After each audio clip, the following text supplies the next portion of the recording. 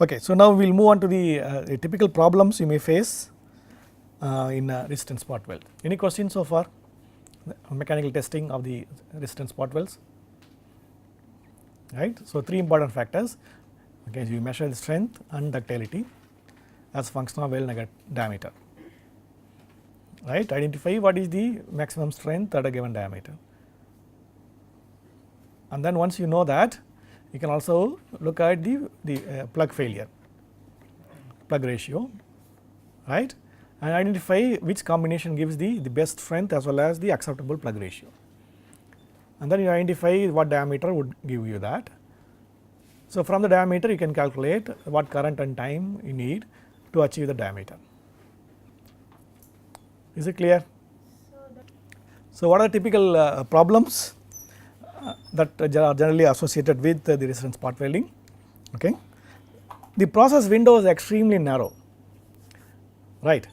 So, if you change the thickness from 1.25 to 1.3, okay, so then you will have to invent all the parameters, because the mass effect is very severe. So, you will have to arrive at the current and welding time, and then weld diameter can also change.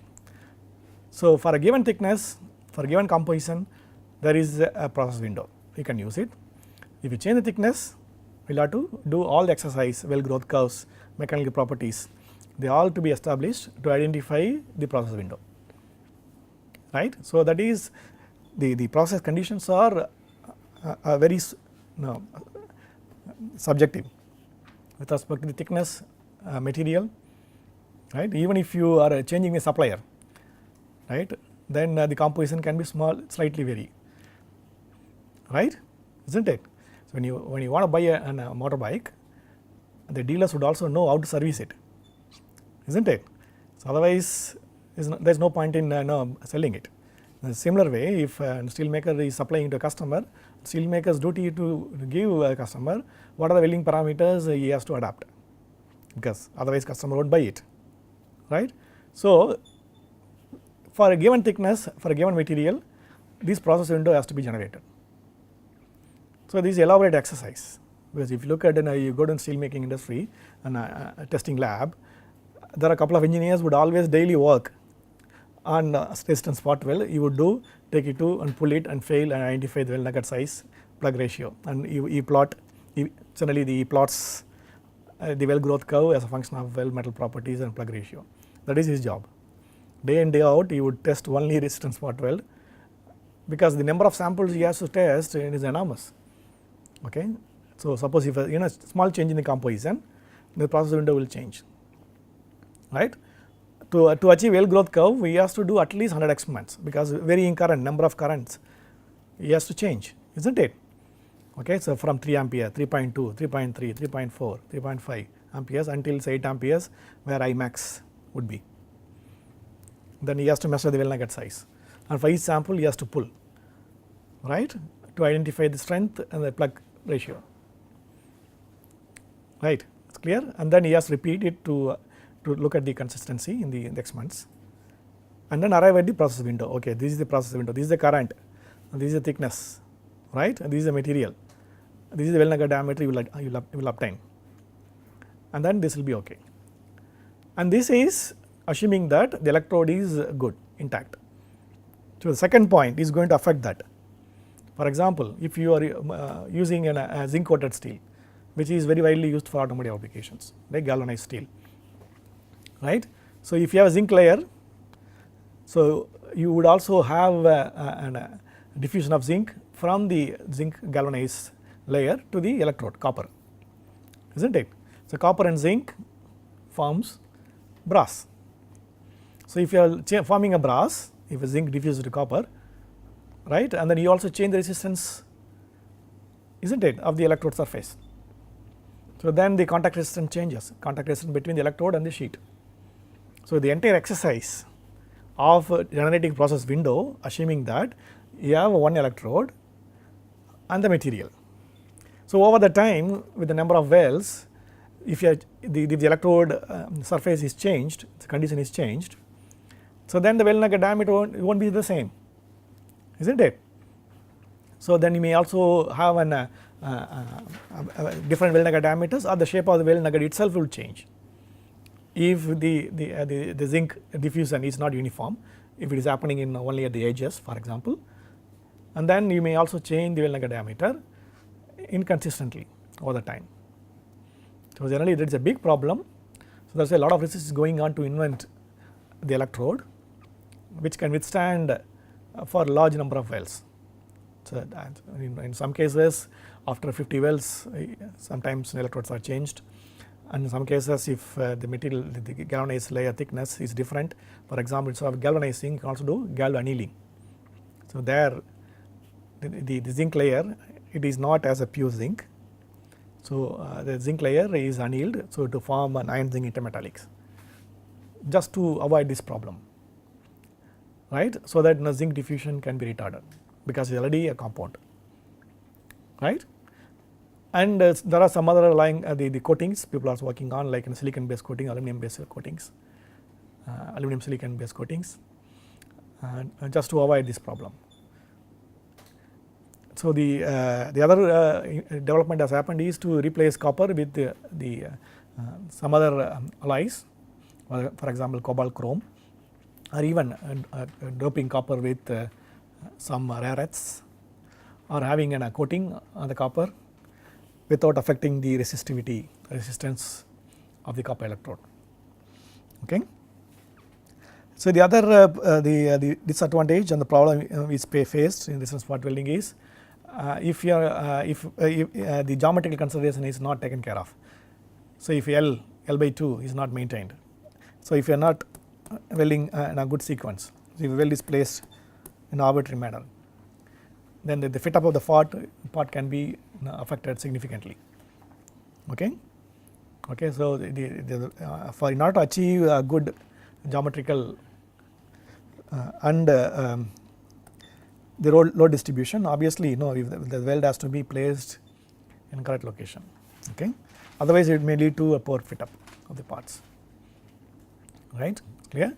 And the access problem, it is a big problem, because in this case both the electrodes should reach a point of a component, isn't it. So if it is flat, that is okay, okay, something like this. So you have two sheets. So this is the most common geometry we use. So it can reach, isn't it, the electrode can reach, and then you do a spot weld. So some very ambitious design engineer design spot like this, okay, something like that, isn't it. And if you want to weld somewhere over here, that is not possible, isn't it, because getting the robots or the access to that, it can be very tricky, right. So the access problem is huge. So when the components are designed and they consider this factor, that the resistance spot welding electrode should reach the part so that the welding can be done. Okay. And then the electrode skidding is also an issue, because when you are applying load, if the electrode, both electrodes are not in axis symmetric position, you can also skid, isn't it. So if the top electrode is somewhere over here, and then bottom electrode is somewhere over here, and you keep the plates, okay, something like that. If they are in different axes, or if they are slightly tilted, this electrode, then you may also have a skidding or shearing while applying the load, right. And this can happen when the electrodes or the robots are not placed in axis symmetric position, or sometimes you may also have some lubricant at the surface when the surface is not cleaned properly, then the issue would also be there. So and then the problem with the other than steels, okay, aluminum, stainless steel, this is a nightmare to weld with resistance spot weld, because of the load we apply, okay, that can also promote the cracking. Okay. So if you the resistance spot welding of aluminum alloys, the problem is we need a very high current, because the electrical resistance itself is low, as well as we have the surface oxides for aluminum. Okay, what oxide we have? Passivation layer the aluminum oxide, is it?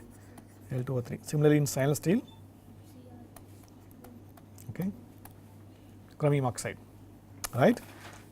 So due to that, so you will have to apply a high current, okay. The other issue with aluminum alloys is a very narrow range between softening and melting, isn't it, right. So that means that material softens and immediately it melts. So that is a big issue. So we will have to control it very closely, otherwise material becomes softened even at very low temperatures, right. So the oxide film issue, it is always there, and then the cracking issue. So aluminum alloys by itself, they are very prone for cracking, right. So because of the anisotropy when you develop during solidification, so low distribution is always there. So they are all prone for hard cracking. So that is why when we select the filler wire, we always select the filler wire close to the eutectic point, right. So why do we choose that? Because when you, what do you know what is eutectic point? Eutectic? Non-metallurgist, okay. So if I have aluminum copper system,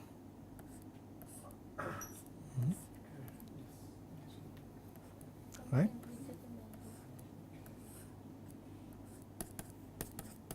So this is eutectic point, isn't it? So this is a very bad phase diagram, okay. So when you select the filler wire, we always select the filler wire, the composition close to eutectic, so that liquid is present to fill the crack, okay. So that is what you call eutectic healing, okay. So we will study in welding metallurgy, okay, not here. So that is the ideal conditions. That is why if you look at the conventionally used alloys for fabrications, they are all reasonably weldable because the composition is close to eutectic composition, so that the liquid can heal the crack which is formed, isn't it. So suppose if you choose a composition somewhere over here, then you have a large range of solidification. So that means that this composition is prone for cracking because of the broad solidification range. And apart from that, we also have a load applied. So even though you apply a compression, and locally it can also be tension in other direction, okay. So that can also lead to a cracking. Good. So these are typical problems. What are other problems we may face? So other problems we face when you have a dissimilar thicknesses or dissimilar materials. So I plotted here the three schematics, say A and B and then C. So you have a dissimilar thickness, thin material and thick material of a same composition. So this is thin and thick, say alloy A. If this alloy A is a very good thermal electrical conductor, right. So then what will happen, because of the mass effect, you will have a more heat transferred from the large volume, isn't it. If the material has a very high electrical thermal conductivity, heat cannot stay here, isn't it, in the large volume. It can be conducted effectively because of the mass, isn't it. So you will end up making weld nugget only at the thinner sections, isn't it, because of the mass heat transfer will be very effective. So you will end up making weld nugget only at the thinner sections. So now suppose if you are welding the similar configuration, thin and thick, alloy B, where alloy B has a very low electrical and thermal conductivity. Now what will happen? The heat is contained effectively, isn't it, in the thicker sections, because this thicker section has a low electrical thermal conductivity. So you would end up forming weld nugget only in the thicker sections, right. It is clear. So these are typical problems when you are doing dissimilar thicknesses depending on the material. Either you end up making a welds only in the thinner sections if a material has very good thermal conductivity, electrical conductivity. If a material has a very low thermal conductivity, then heat is contained, isn't it, at the thicker sections. So you end up making welds only in the thicker sections. And same can happen if you have a dissimilar welding A and B. You are welding the same thickness of A and B. Where would form weld? So A has higher thermal conductivity, B has low thermal conductivity. Obviously, you only make in B, isn't it? So because heat is contained, A has a good thermal conductivity, the heat can be conducted effectively to the electrode. Is clear? And these are the common problems you may face apart from what I listed in the previous slide when we are doing dissimilar welds. So how do you overcome this problem? Simple way, don't weld dissimilar thicknesses, isn't it? Or you can also change the electrode diameter. Don't use the same diameter in top and bottom, isn't it? So you can change the electrode diameter in such a way that you can increase the contact area in one side, isn't it? Wherever you are not forming weld, you can increase the contact area that side so that you can generate more heat, because the interface can give us the more heat generated, so that this problem can be overcome. Or you can also select the material of the electrode wherever you are not forming the or wherever you are forming the electrode. So there you can have a copper or good copper conductivity. So wherever you are not forming weld, then you can also change the thermal conductivity so that you are not extracting heat effectively, isn't it? So the heat can be contained. For example, in this case you can use copper. Instead of using copper, you can use copper alloys, so that thermal conductivity can be decreased, so that the heat can be contained and then to form weld nugget. Because what is the reason why you are not forming weld nugget? Because the heat is effectively transferred, isn't it? It is not used to melt the material, because heat is transferred. Why it is transferred? Because you are using very good conductor.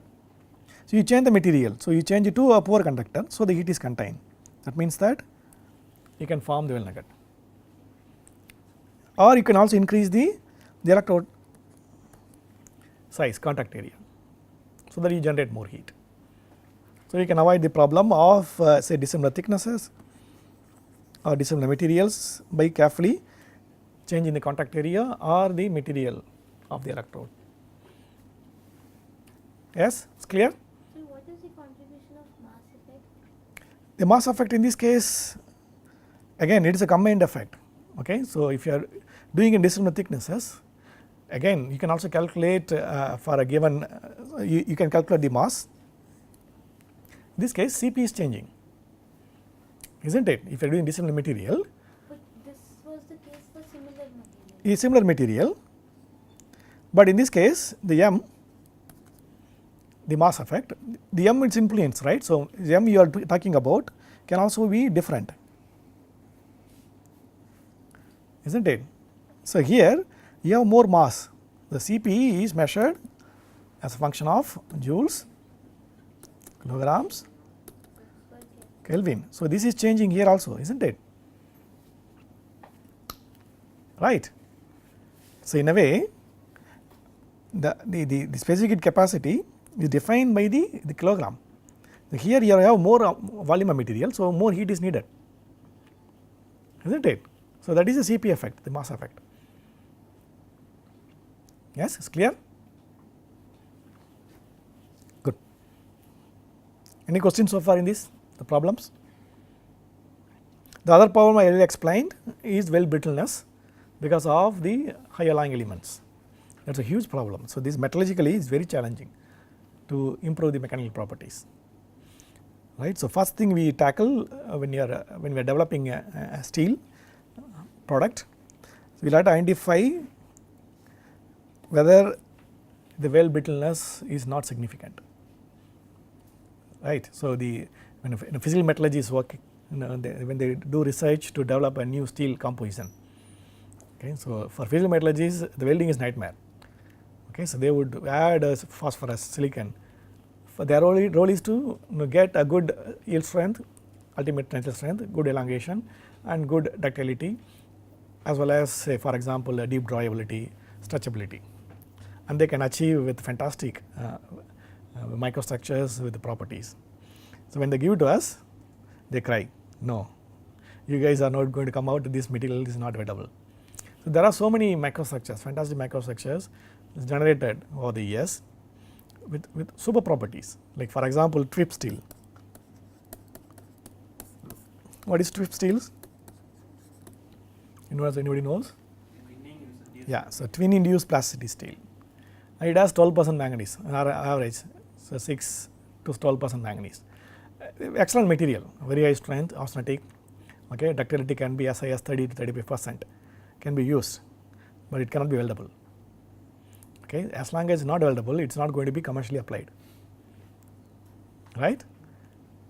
So, you may get very good microstructure generated in steel, but ultimately if it has an interface failure, then it is not acceptable, because weld properties are not good, right. So, you will have to aim for either modifying the weld thermal cycle in such a way that the weld properties are improved, not only strength as well as the nugget size, right. It is clear? Good. So, there are some problems. The other problems we will look at it and then we will wind up the class.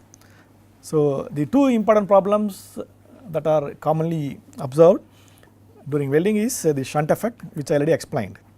Okay. So, if the welds are not placed adequately apart, so the S, the weld distance, the S, if it is not there, so if it is very close enough, then the current instead of flowing through the interface, it may also bypass, because then the least resistant distance is this previously welded region, isn't it?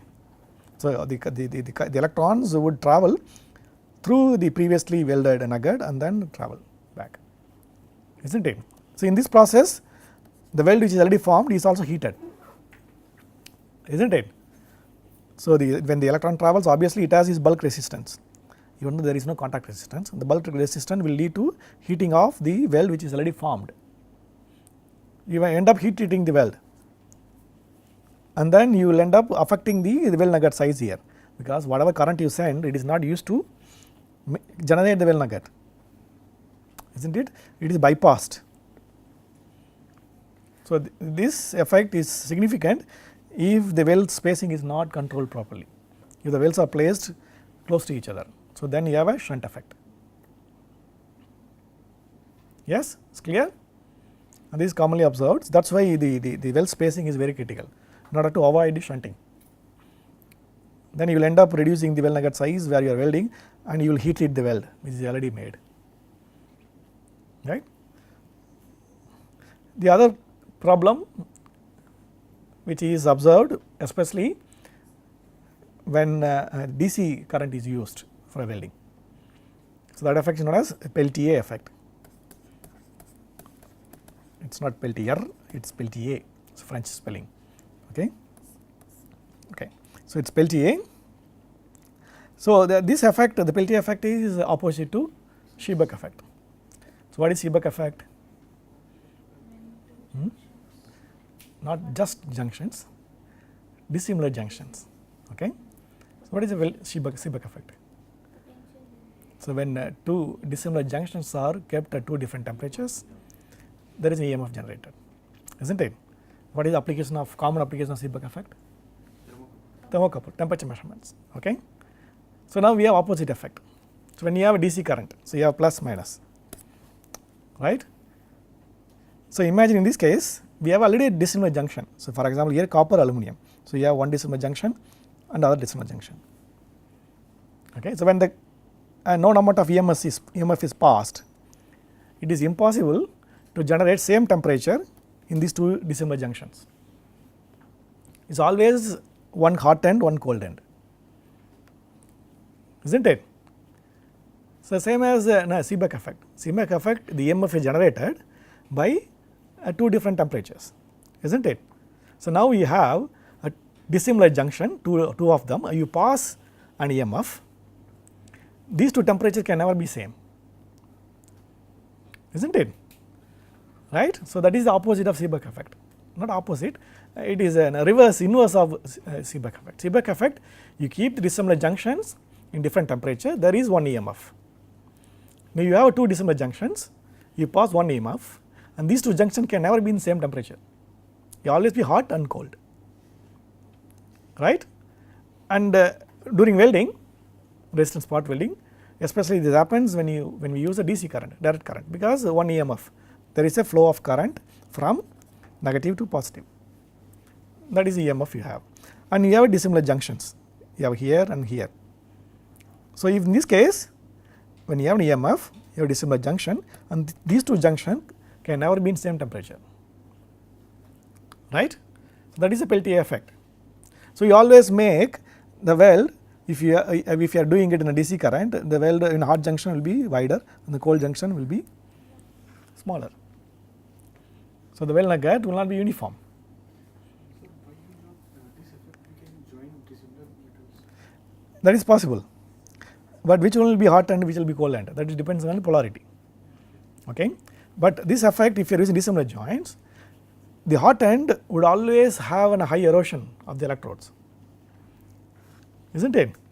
Because the temperature will always be higher, right, and then the electrode life will be always be very bad at the hot end. The complexities involving in doing a DC current, it is possible to use a DC current by carefully then controlling the electrode erosion, that is possible. The best is you can also switch the polarity. Okay. So, do not maintain the same polarity, you can also continuously switch the polarity. How do you switch the polarity? By alternating current, isn't it? So, that is why resistant spot welding is advisable to use alternating current to avoid this Peltier effect. And if someone uses a DC current, it is advisable to switch the polarity with some frequencies. Okay. And this happens predominantly if you are dissimilar material. So, then if you are using say aluminum, here iron, which is very difficult anyway, then you also have another dissimilar junction, isn't it? So, the problem will be even more complicated. So, you will end up making a weld, say for example something like this, isn't it? So, this could also happen, right, and this can lead to an electrode erosion, especially in hot end. So, that is why the resistant spot welds are generally done with resistant and alternating current. Okay. So, only remedy is to change the polarity, better to use the alternating current.